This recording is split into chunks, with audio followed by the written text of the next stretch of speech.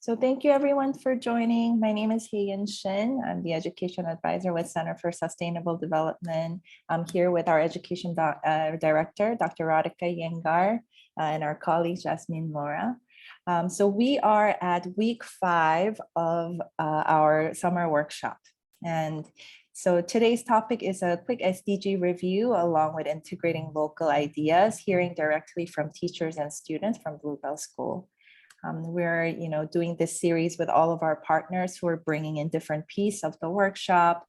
For those of you who have joined in the prior weeks, you have seen different teaching tools that were shared by the team at the Arizona State University. The different story mapping that we're doing and the storytelling piece, all the different pieces that are coming together to really bring to you a series on how to tell local stories related to the SDGs. So I think you have heard us say this throughout the weeks. This workshop series is leading to the International Conference on Sustainable Development, which is going to be held in September. And we do have the dates. So just in a few slides, we will go over that with you. So please do remember that there's a session coming up, and the series is working towards an event in September. So just very quickly, today's agenda, very briefly going through our background information of this program and then diving straight into a SDG review, a little bit of an icebreaker, and then we'll hear directly from the teachers on how the SDG lessons, how all of these different pieces are actually being integrated into the classroom.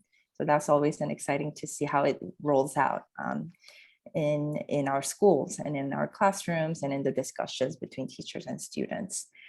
We've seen this diagram, so hopefully you know by now what our Eco Ambassador program is. But as you know, we're really trying to support the eco advocacy piece as well through the summer series specifically, because we have shared with you different communication skills along with some concrete data skills also and mapping skills to tell the SDG related local stories once more. We won't go over this in detail, but one date we did want to share with you is a specific date. As you can see, we do because I told her. In our, let's see, our content of the workshop is done this week. However, please do remember that there are 2 more weeks related to this workshop series coming up. We have 1 more office hour for those of you who want to ask questions as you continue and finalize your story maps. And the week after that, the Friday after that, August 19th is when your story maps are due. And then we do have some presentations already scheduled for that. So please do join us, even though the content ends today on this Friday. Also, our session at the September event is going to be on the 18th, which is a Sunday. So it's not a typo or a mistake. We intentionally made it that way so that the schools in session and the teachers' time and the students' time are not conflicted during the week. So it is a Sunday, 8 a.m. to 10 a.m. East Coast time. And maybe in the weeks to come, we can discuss a bit more for those of you where the scheduling doesn't work because of your time zone. We can talk about, recording or even pre-recording some sessions. So that conversation we'll have later on. So hopefully from our prior sessions, you have picked up these expected student competencies, different skills, as we mentioned. And so let's go directly into a little bit of an icebreaker. So, we talk a lot about the SDGs here and we kind of take granted, the 17 SDGs, but just as a quick activity, we thought it might be nice for you to kind of jog your memory on what they are. As you could see, what they are is blocked out in this screen. So either in the chat box, or you can just, for this piece, it's very informal. You can kind of just shout it out into the microphone what it is. Progressively, we've hid the icons so that from SDG 13 to 17, you don't get a clue, but hopefully you remember what they are. So SDG 1, if anyone remembers what they are, let me try to pull up the chat screen so that I can see you, but what are they? Let's do just a quick, for the 17 SDG review. What are they? Let's see. Great. Hardik, good job. So no poverty. What's the first one? It's the first one. Boy, let's see. And then 2, I'm kind of zipping through. So where I'm trying to navigate, no hunger. Well done. And then 3, you're getting still a little bit of the cues with our icons. Good health and well-being, nice. And then 4, hopefully number 4, we all know this one, quality education, well done. And 5, yeah, gender equality, great.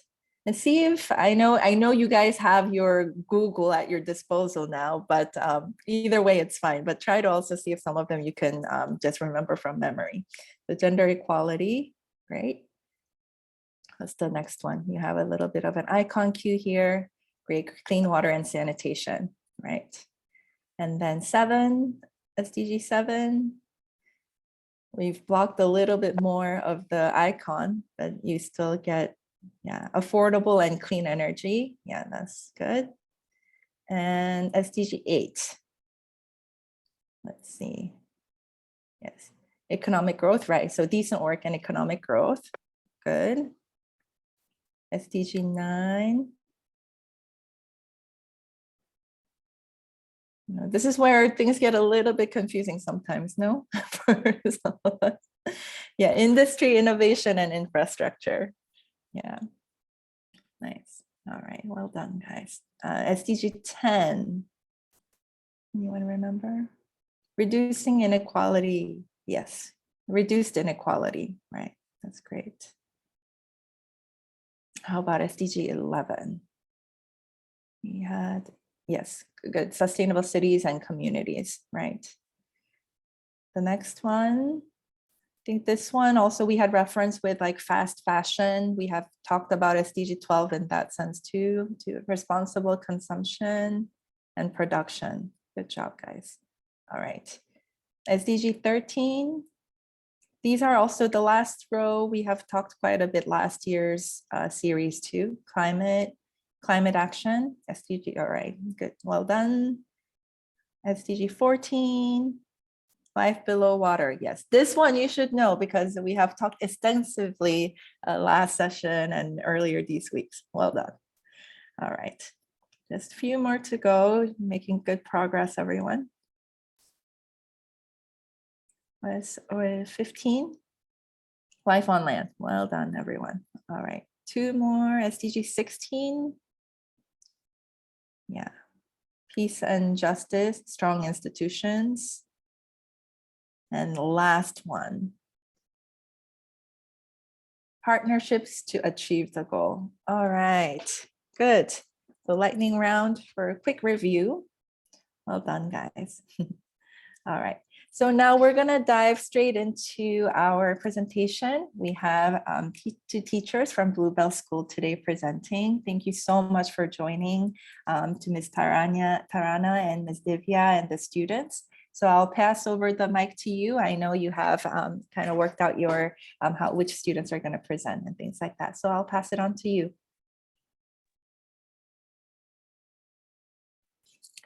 Oh, is it just me, Ms. Tarana? I don't hear you. Are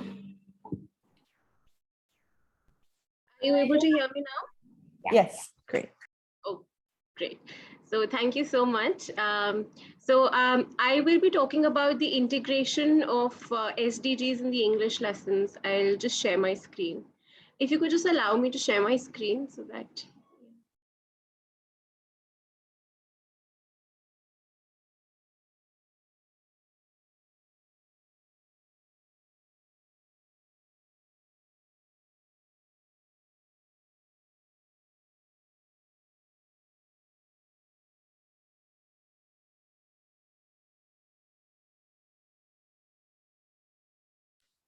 Are you able to share? I'll just, yeah, now I'm able to. Thank you. Yeah, so here it goes. So I will be particularly talking about the primary school because that's where I teach, the elementary school grades 3, 4, and 5. So firstly, talking about the approaches that we use, the activities that we have, some of them are just specifically English based and the others are mostly interdisciplinary. That's what we follow across subjects. And, it's not just academics. We realize that, for children this young, we need to work on their head and heart so that they realize our shared interconnectedness and want to do something about it without developing some an ownership in their mind. They would not want to do anything or learn about it. So we work extensively on that. We use a lot of books and authors that are native to the country and not just authors from foreign authors. So let's see what we start with. We start with teaching them the meaning of the word sustainable. So we have like a dictionary activity, or in the online classes, we used to tell them, okay, Google the meaning of the word sustainable. What does it mean? Because vocabulary, if they don't know the key vocabulary, then further learning gets affected. So this is what we start with. And this is the monthly planner of the English faculty. And this is what it looks like. I've embedded the link here, but this is what it looks like. So I've taken excerpts from there. So if you see how we plan monthly, we take the name of the chapter, the poem, the vocabulary associated, the grammar topics that we would cover, the composition related activities, and any other activities that we would be doing related to that. So specifically, if you see, I have a few examples here. I'll just share them with you. So we start with grade 3 first of all. So if you see in the month of April and May, we have the Magic Garden as the prose and Good Morning as the poem. So again, a lot of chapters, a lot of text that we use is related to the environment or to the people around, the communities around. So it's very relevant. And we focus specifically on SDGs per chapter. So here, if you see, we would be focusing on SDG 15, which is life on land. And yeah, 11. And we'd also be integrating EVS here because that's what they would be doing in EVS. So we have the chapter family at the same time. They would be using a song based on that. So again, focusing on that in the English lessons. And the whole theme would be appreciation of the beauty of nature. Other than that, we also would be teaching them how to use sensory details, because again, for children this young, they sometimes miss out on the little details. So getting them to, notice the things around them. Picture description, what we did this time was scene description. So getting them to look out of their window towards their environment, see what they see, what they would want to change as well. Draw their beautiful garden. So a lot of art integration goes here. Now the next one, if the month of July, we had Nina and the baby sparrow. So this was a story about how, birds are affected by human behavior. So we talked a little bit about that. Storyboards, we use a lot of storyboards in our classes. We taught how the sequence of how a plant grows through storyboards, and we integrated the use of transitions there. So this was it. And a supplementary reader, which is another reader, a book that we all have per term, that is also based on the environment. The children, after all this was done, they narrated story using finger puppets.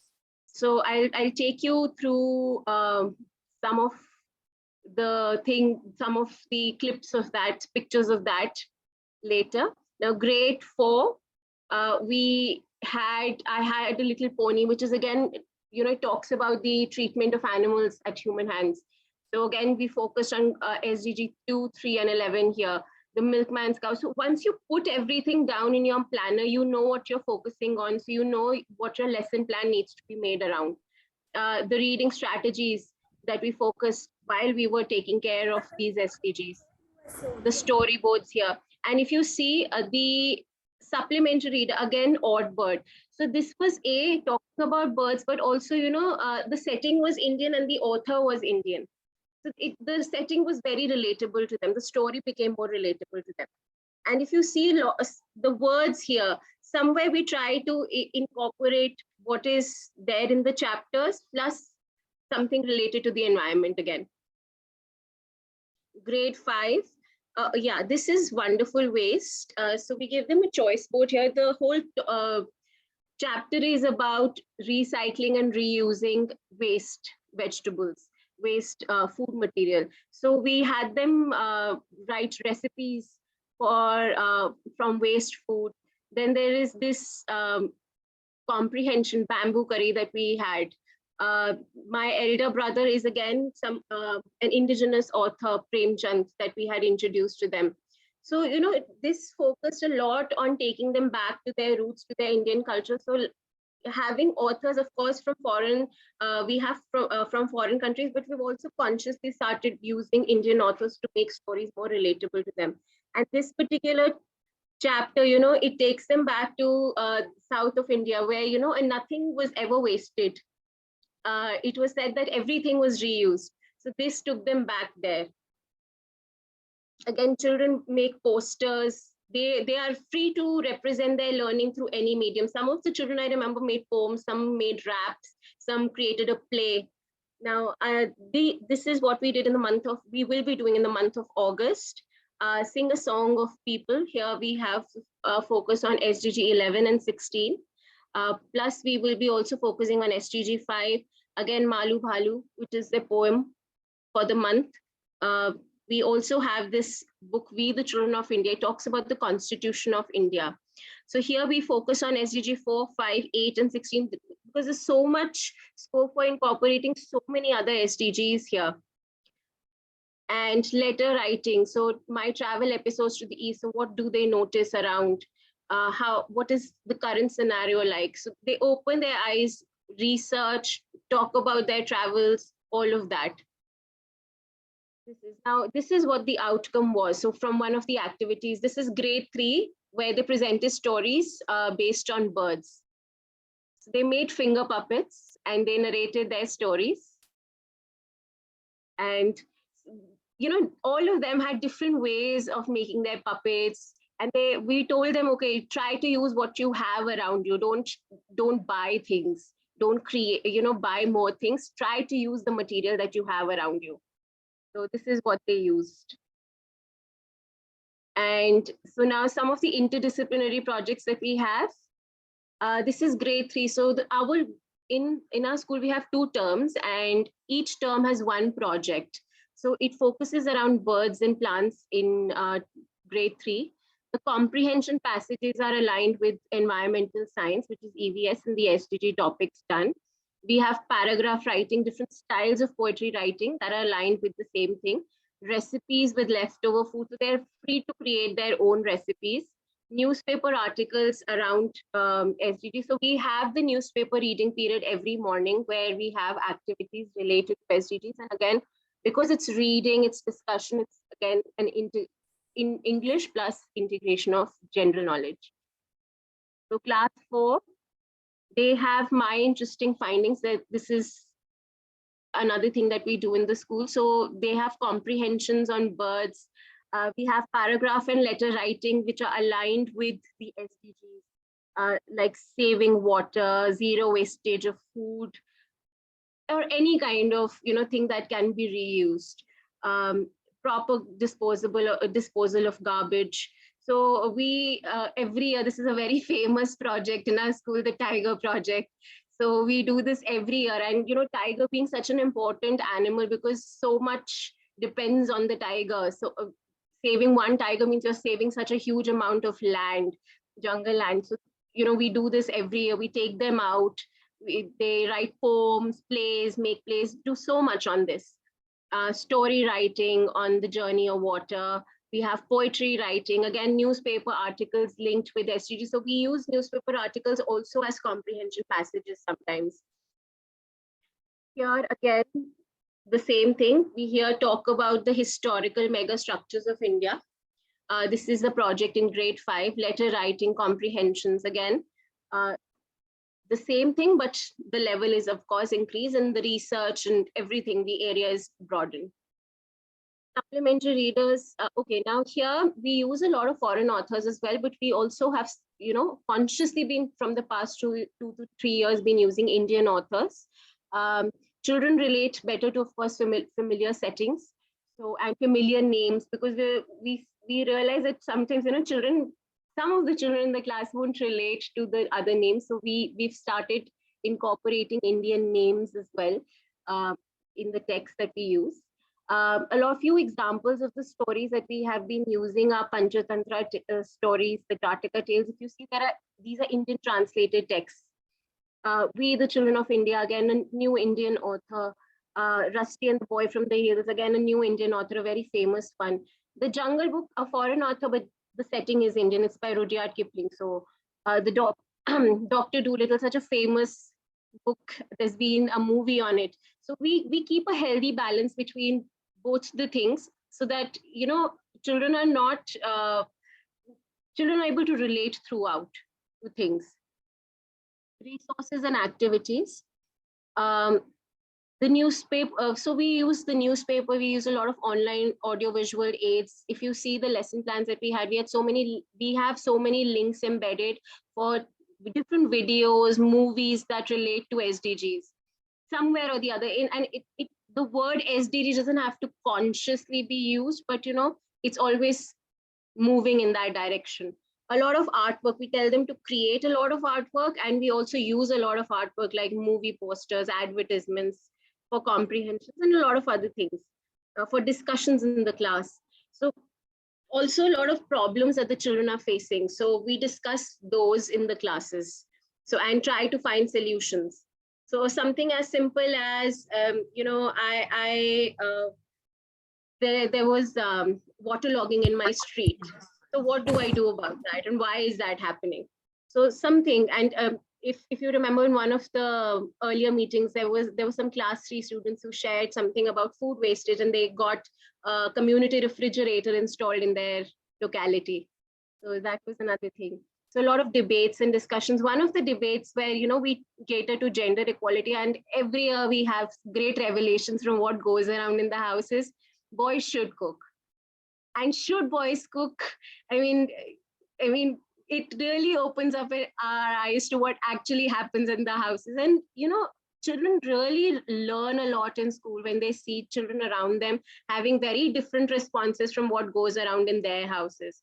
So when somebody says, "Oh, my father doesn't help my mom at all," after both of them are working, but my father expects my mom to give everything, and whereas the other children say, "No, my father's always there helping my mom." So they start questioning. We want them to question a lot, ask a lot of questions when they're in the classes. So examples of comprehensions that we have used or will be using. So endangered species. Again, this is a very interesting one, toys with a difference. So this is an excerpt from that comprehension.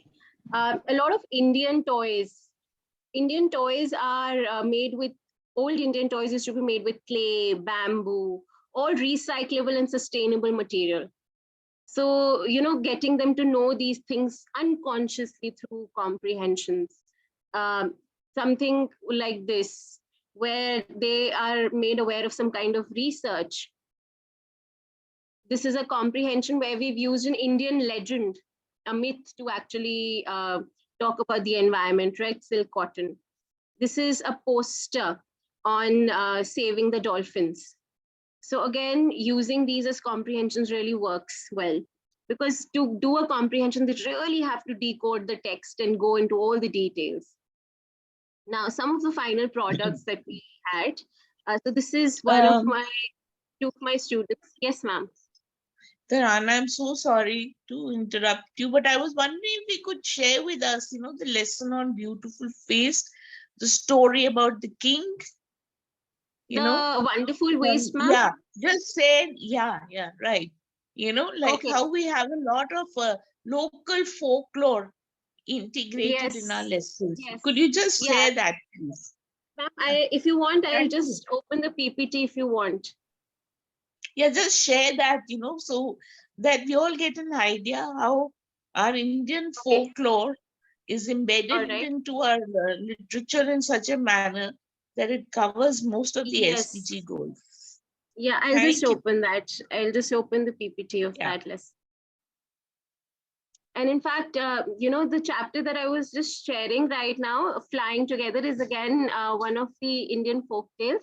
which talks about how birds feel when they're hunted down by hunters. And these two girls in the class just yesterday, actually, they prepared a story where they twisted the ending and created a puppet, a story using puppets. And it was beautiful to see how children feel about, how we treat the nature. Just a moment, it is just taking a little time. Yeah, so till then I'll just take you through the other pictures here. Yeah, wait a minute. Wonderful. Wait.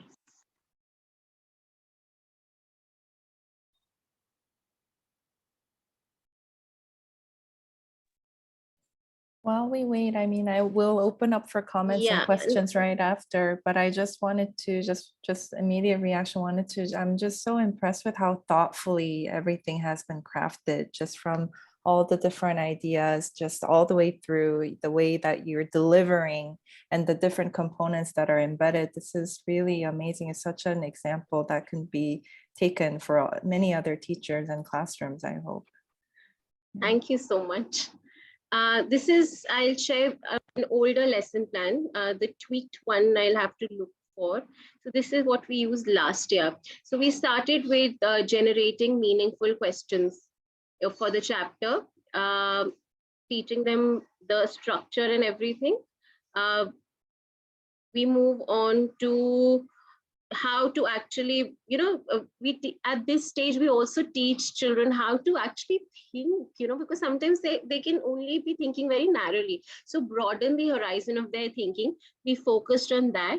So this was one of the techniques that we used. So they interpreted this picture, if you see. So what's actually happening here? Who's doing this? What is happening? What if this, this lady was not, what if this lady was not wasting food? What if she had another way of using this? What would happen? Why is she wasting food? So different questions we generated, and yeah, so questions again, before reading, during reading, after reading. Now, if you look at this chapter, it talks, it's a Indian folklore. It talks about this Maharaja who wanted that his cook in the palace not waste any kind of food, because in the palace, a lot of food was wasted every day. So if you see, the children went through this lesson, asking a lot of questions. And towards the end, we had a debate on whether boys should actually cook or not. Plus some questions were teachers' questions. Yeah, these are the further expansion questions of our chapters. In today's global pandemic, what do you think should we do with extra food? Why should we recycle waste?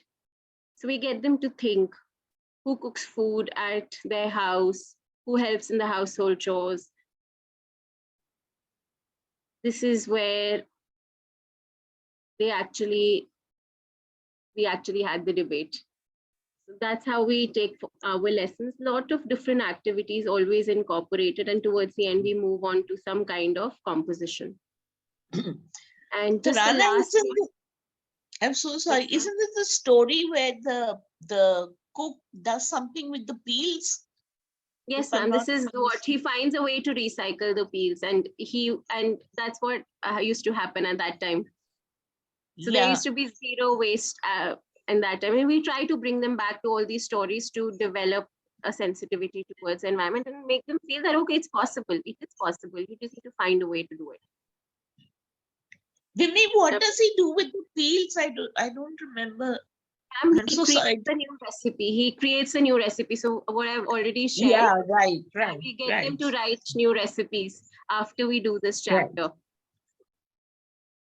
Yeah. So this is the last bit of it. So these are some of the activities in the class. So after flying together, the children created their own stories where they talked about how animals feel. They had skits in groups. So this was the poster one of the students made after Wonderful Waste. This is this year's activity. So we tweaked it a little bit this year. This is a storyboard. So they sequence the story and they create this. So this is what, we do so much actually. It's really difficult to put it in one presentation. We do so much, but yeah, this is what we try to focus on. The entire planner, if you see, we stack which SDG we're going to focus on each chapter. So that's how we go about it.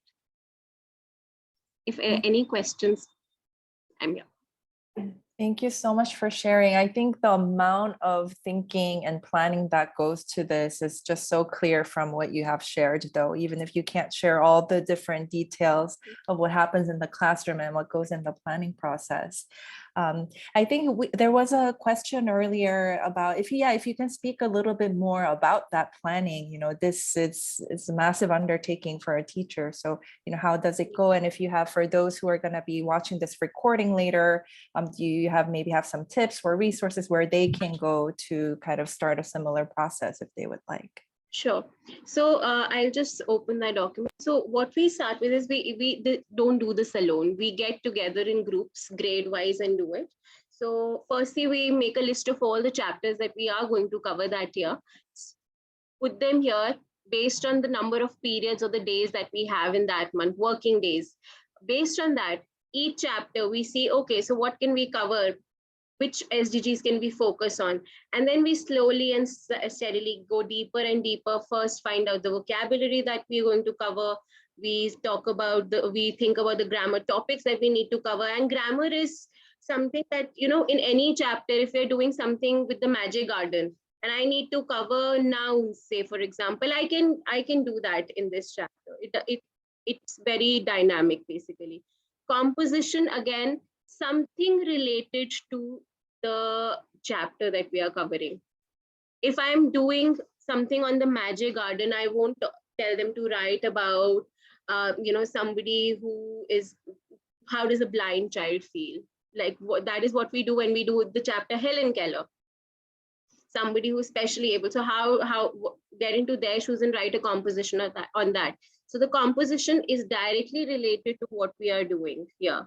The activities really set us up for the composition. So these activities that we have planned here, they really help us build on the composition. So if you see the song that we had, the using of the sensory details, we firstly got them to write just 5 sentences because this is the planning for grade 3. We told them to write just 5 sentences looking out of the window.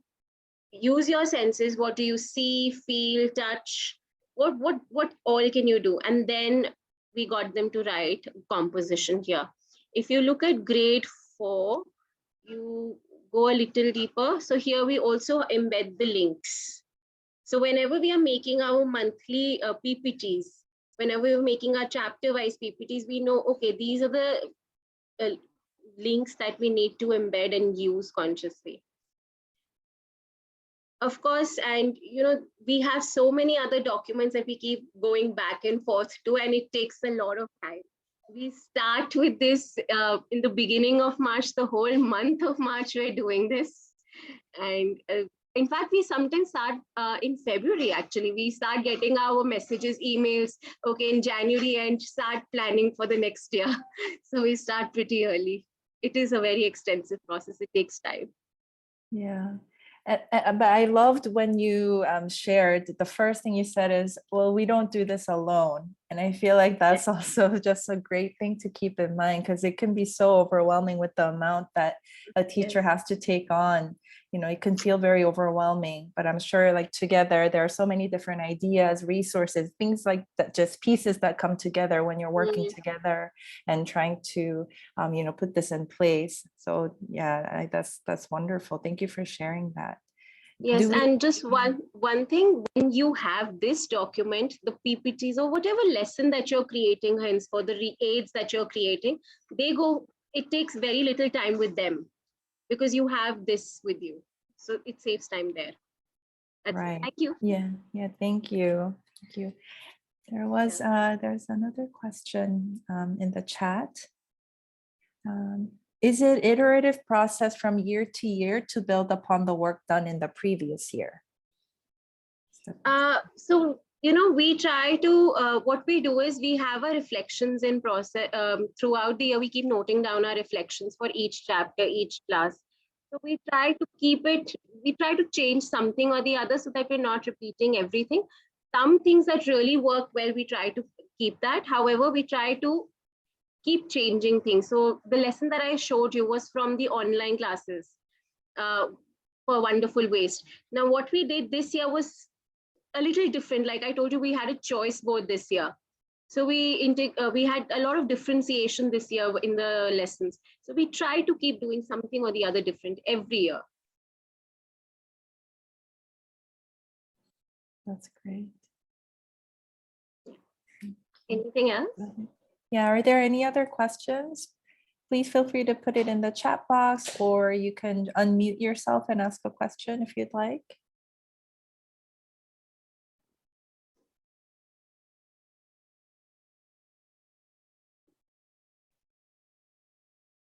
So maybe we'll proceed with the presentations and come back to asking questions towards the end, if that's okay with you. Thank you, Ms.Tarana, for sharing. This is really valuable, really. Thank you so much. Yeah, and so concrete. It's something that, you know, whoever is watching this, rewatching this recording, your presentation, have such concrete things that they can go back to try the lesson planning. So thank you so much. Thank you. So do we have the second presentation? I Yes. believe we have Ms. Divya. Yes. Yes. Good evening, everybody in India, and good morning, everybody out there in New York. At the onset, I would like to see, you know, while for the past half an hour, I've been thinking that it's just been like a year since we got on board with CSD for the storyboard mapping competition 2021. And we were looking at the storyboards and the work done by people on ArcGIS last year. And, you know, it makes me really excited to bring my team of students over here to show you what we have done on something different, some different kind of SDG that we didn't work on last year. And that all has happened because CSG directed us towards actively, you know, taking SDGs into our lifestyles. Look, you know, working towards these SDGs. So I'll be sharing the screen. And there are 4 students, Hardik, Omysha, MG Mahasweta, and Arshia. These students have done a little research on sustainable fashion, and I would request them to please take forward this presentation and explain it. If there's one thing today's world is hungry to consume, it is fashion. Now, see, more than just providing us with a mere attire, fashion has now become a form of self-expression. If you see in today's world, fashion is a culture in itself, with a plethora of styles, fabrics, price range, trends, and types of consumers. But the problem is that every consumer has a personal fashion choice. Thus, to keep up with these styles, to keep up with these personal choices, fashion brands are quick to overstock stores and satisfy shoppers' whims. But as soon as the trend changes, these brands are just as quick to throw away the old collections to make room for the next micro season. A very good morning, ladies and gentlemen. We are the fashion shoes team of Bluebells School International. Well, this term doesn't sound familiar, does it?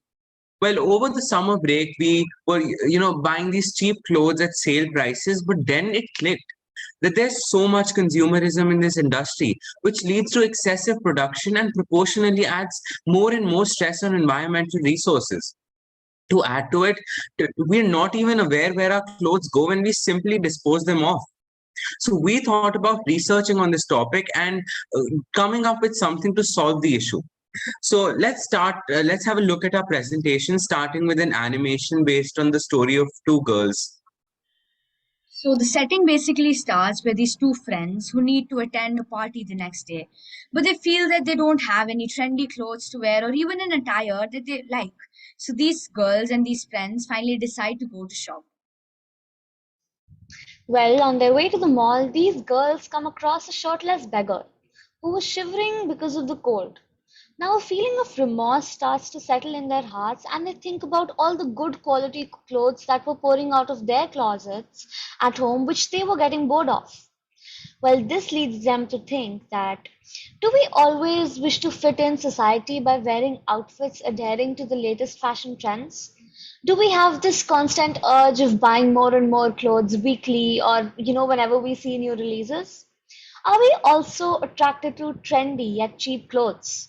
But most importantly, do we ever make the effort of evaluating the impacts of the products we buy? Well, let's find out about the impacts of the clothing industry on our environment by the following story of these two friends. Well, we've been discussing about how the consumer behavior has been significantly altered while the digital transformation has been accelerating rapidly. The concern around issues such as sustainability and diversity is in fact growing, and the fashion industry is facing challenges new and old as it continues its recovery.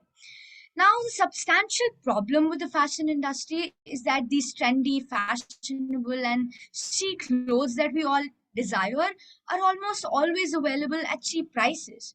At times, the availability of the cheap copies of high-end brands, force further indulgence of us consumers and resulting in persuading us to go behind what allures our eyes rather than focus on what we actually require and what we actually like.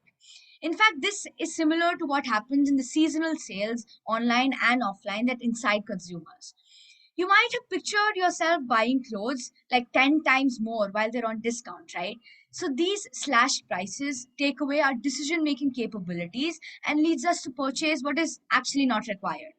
And this concept often results in the rate of purchasing clothes that does not necessarily end up equating with the rate of be it disposing, donating, or even recycling of these old clothes. Well, shopping has indeed become a stress buster and a diversion, hasn't it? Keeping all this in mind, the friends started to ponder if sustainability can be a solution towards responsible fashion or whether sustainable fashion itself is responsible enough to eradicate all the consequences of fast fashion. Visiting such stores made them take a step towards understanding them and their plans of transitioning into sustainability as they conversed with store managers and took surveys to get a glimpse into fast fashion, problems associated with it, and the solutions that such companies have been adopting recently. Now, the friends realized that the manufacturing of clothes leaves such a tremendous carbon and water footprint.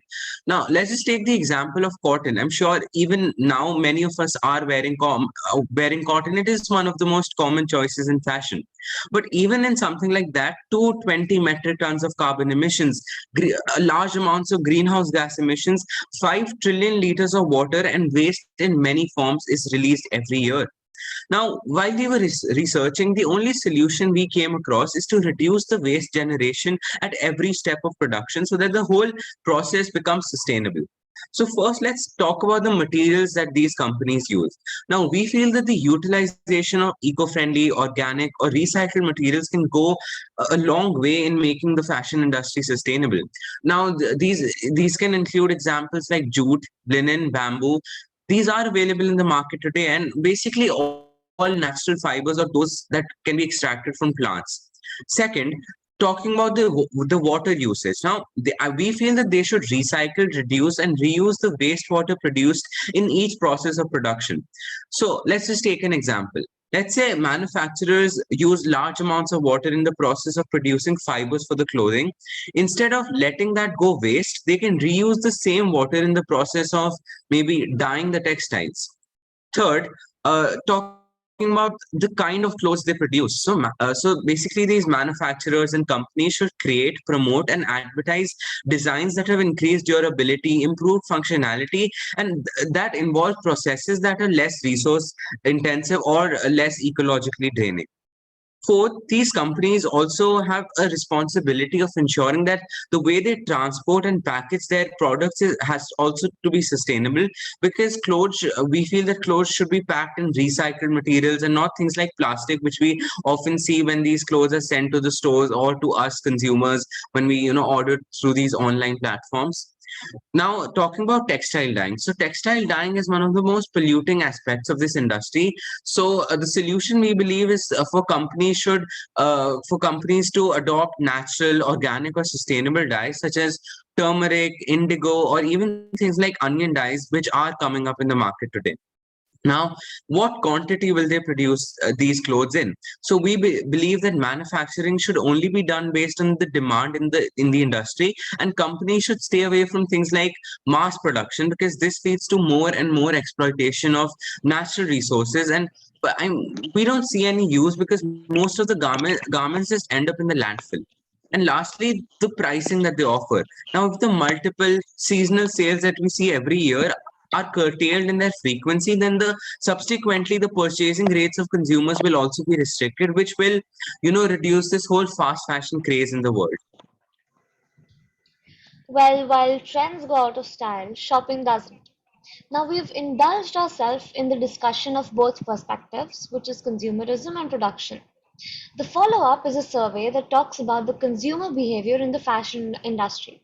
So, why not begin with the purchasing modes of consumers that in fact has taken a toll over the years drastically? Well, it's pretty much evident how the advancements in technology have enabled these small businesses to, provide services with the utmost precision and accuracy. It in fact allows us consumers to access all these huge brands and even the small ones at ease. Like imagine shopping online. You like a dress, you add it to a cart, and in a day or two they're at your doorstep, right? And now the dilemma when it comes to both online and offline shopping, it falls under choosing between the quality of touch or just mere convenience. So, as per the data, 2% prefer shopping totally online, 17% prefer full on in store shopping, whilst 22% share their balance with offline and online shopping.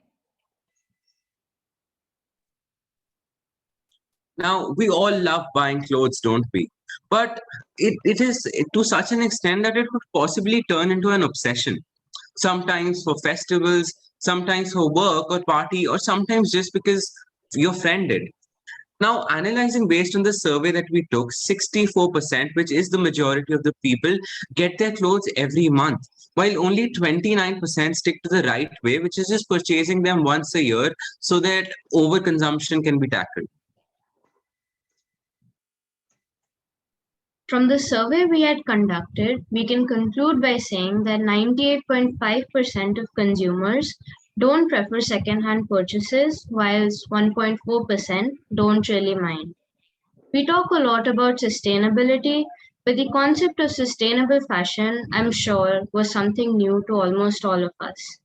In the survey conducted, a question was asked as to what proportion of our purchases are from sustainable brands or are made up of sustainable materials such as jute or linen, and we saw that 69% of consumers have stepped up into sustainable fashion, 25% support both, whilst 5.7% are yet to explore. Now, when it comes to sustainable fashion, the idea of renting attires is seen in new light. But even though clothes are hired for different occasions other than weddings too, but as consumers, we don't even see it as a viable option on a regular basis. According to our survey, at least 86% of us do not, and they just for fresh clothes, even if it's for a night or just one party. However, only 4% of us do consider it as an option and tend to rent clothes at times. While we talk about renting, as consumers, we have this sense of possession and belongingness for our clothes, right? And in fact, we even hesitate while giving it away to our siblings or friends. So I ask you, are we all a fan of charity? Well, let alone do we even consider donating or selling our clothes as an option to follow dumping them because it's just, more convenient. The survey concluded that 72% actively donate their clothes, whilst 26.6% have not yet joined their hands. Well, if we talk about sustainability, sustainability in layman's words means going back to the basics, which is following the basic 3 Rs, which are reduce, reuse, and recycle. And based on this survey we conducted, 86.3% proactively recycle their clothes, whereas 7.1% directly dispose of their clothes. Now, as we talk about the problems of production, as a consumer, there might be a lot of questions that are buzzing around our head, right? Like, how can changes be made? How would even the fashion statements, or in fact, the industry as a whole, regain its fortune? Is the concept of zero waste fashion even possible? And would buyers like you and me change their outlook on fashion while we talk about sustainable fashion, surpassing the concept of fast fashion? Well, we have drafted answers for you.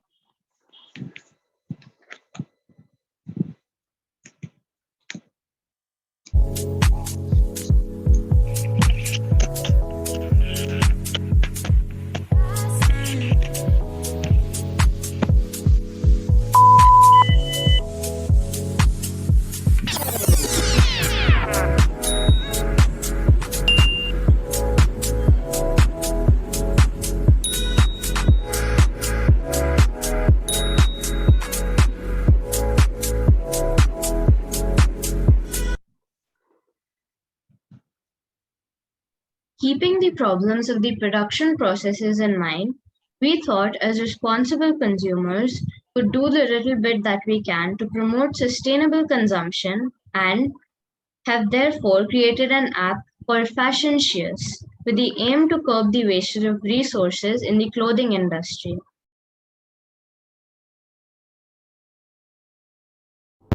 Hey, I am sure you have clothing piling up in your wardrobe that you either don't want to wear or they're just out of trend. Well, we've made the perfect app for you where you can upcycle clothing and see your clothing transform into something new and reusable. When we click on the app, we can either sign up or log in. So, in this case, let's sign up. After signing up, you will immediately be taken to your new homepage where you can either buy upcycled clothing, sell your old clothing, or look at how exactly we upcycle, reuse, and sell. Let's start with the sell item page. We have the option of adding items that we want to sell. Here, we can give a few details about ourselves. Let's move on. We mention a few more details here and can also specify if the item is torn or not. This is the final step where we can specify which clothing item we're selling to the app and can also upload images of the same. So let's say we're selling a pair of pants. We get a cash receipt here that we will have to keep saved somewhere for the final delivery. Let's finish the order now, and soon a message will be sent to the mobile number entered by us so that we can confirm our purchase. How about we buy some items now? Let's look at what's on sale. So, we can either buy pre-owned items or upcycled items. Here, we have an assortment of items that were owned before and have been put on sale so that they can be won again. Going back to the items page, we can also take a look at the upcycled items store where the app itself sells reusable and sustainable clothing and other items. Lastly, let's look at what our app does. Well, we are trying to maintain sustainable fashion before clothing items that take up too many natural resources that may permanently disappear for too less. So, that is it for the app. Our main goal is to create a better and much more sustainable future for generations to come, and to prevent nature from being destroyed just for the clothing. Hey, I am sure you have clothing piling up in your wardrobe. We are conscious and respectful towards our environment. We are fashionshious. Are you?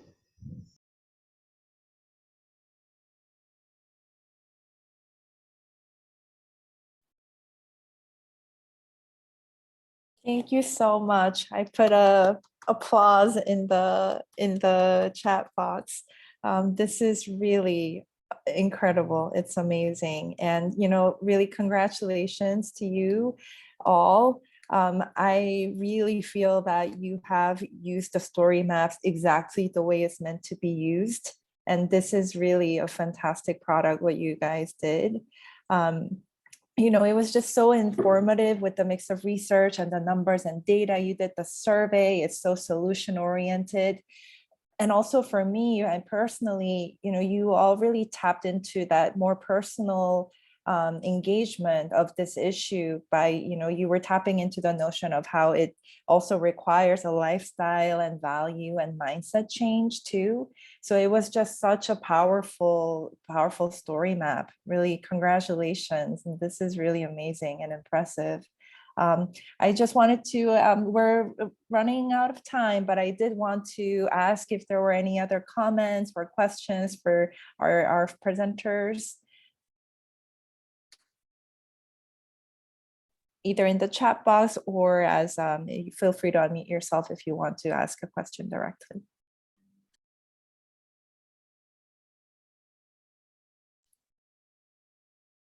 I think there was a question about how you did your surveys and the website. Perhaps, yeah, go ahead. Yeah.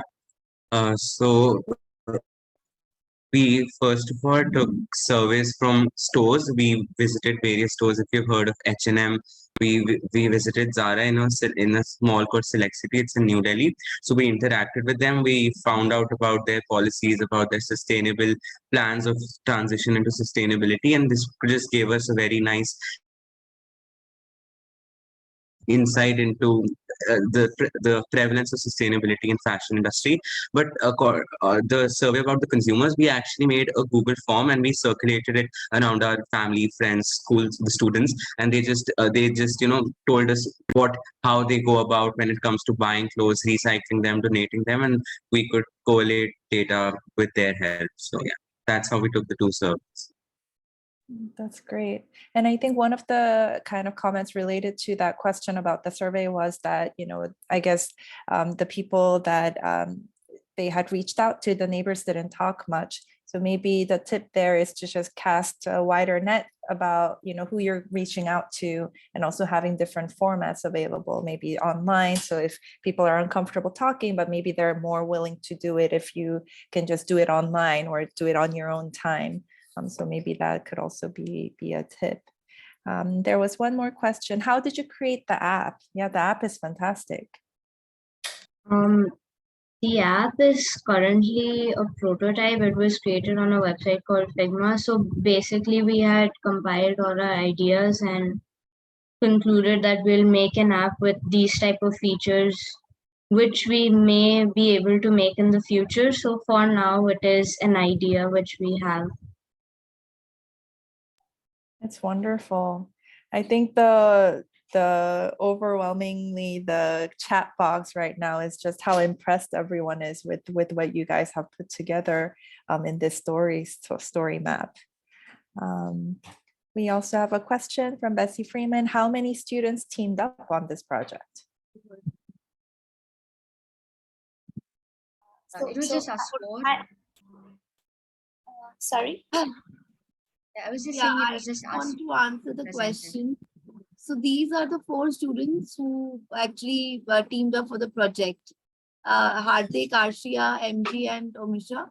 Of course, when they conducted the survey, all the school students, teachers, they circulated the surveys to everyone. So everyone was a part of the survey, including the staff of the school, the students, everyone. They created the survey form on Google, and then they circulated. And if you see, if you have seen the storyboard, these were the students who visited the mall and took the surveys at the store. So this is their idea. They created, they developed, and they did everything. Yes, of course, the mentor teachers were me and Ma'am Divya. So both of us have guided them throughout. We were the facilitator, but yes, it is their hard work. No, congratulations to all of you. This really is so fantastic. I'm wondering if we can kind of just post this on our website as one of the fantastic examples of the story maps that were done. Thank you so much for the appreciation. In fact, we are not done with the storyboard yet. So we are in connect with the S3 team of India, because we, through Ma'am Radhika, we had got in connect with them because we wanted to use ArcGIS for this project. And they went through our project, and they are quite, as you said, they want to put it on public domain. So they have requested us to make some more additions to it in terms of the mapping part. Because we treated it as a storyboard more than a mapping part, a mapping board. So we will be adding certain mapping elements into it so that it can be posted on the public domain. And we are also trying to promote our app, because as Arshia said, it's just a prototype right now. It's not really in the market. It's not working. So maybe if we get an opportunity, why not, get it out into the world and do something good with it. That's amazing. And also from what you had just shared, one thing that also came up, we'll be looking forward to when it goes up online publicly, but also that the whole school community was brought into it, and your mentorship too really brought everyone together for this project. That's also a fantastic piece of this. Kind of behind the story maps, what is shown online. But that, all the staff, all the students, they were part of the survey, I think, to really engage the school community. That's really great too. Thank you so much. I just have to add that, I'm sorry, go ahead, Divya. I was just saying thank you for the appreciation. It really means a lot. No, it's more than worthy of all our appreciation. This is really amazing. Amazing. Please go ahead, Ms. Freeman.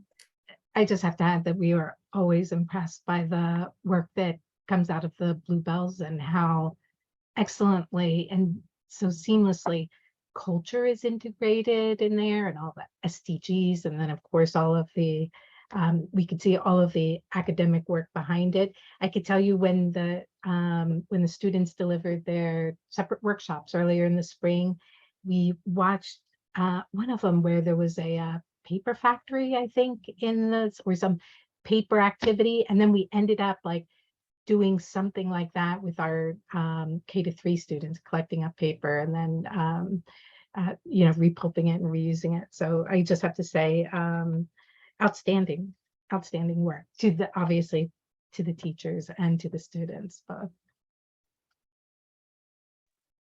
Thank you so much, Ms. Freeman.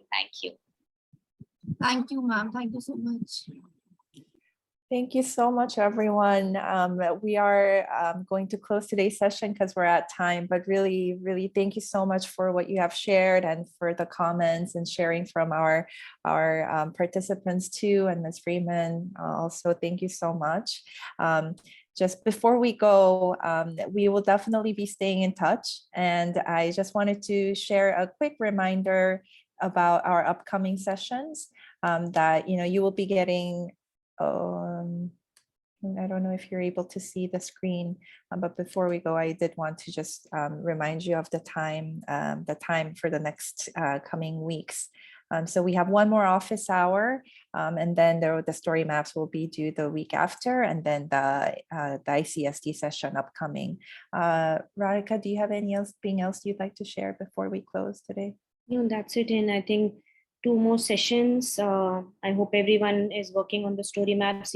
There's so many inspiring story maps, including the one that was shared today.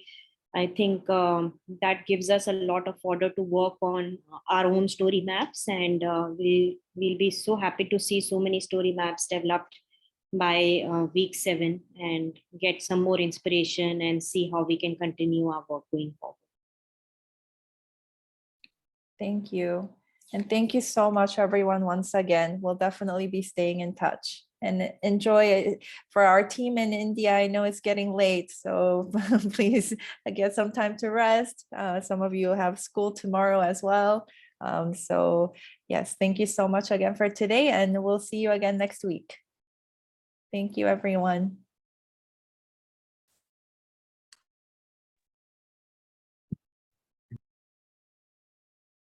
Bye, Mom. Thank you.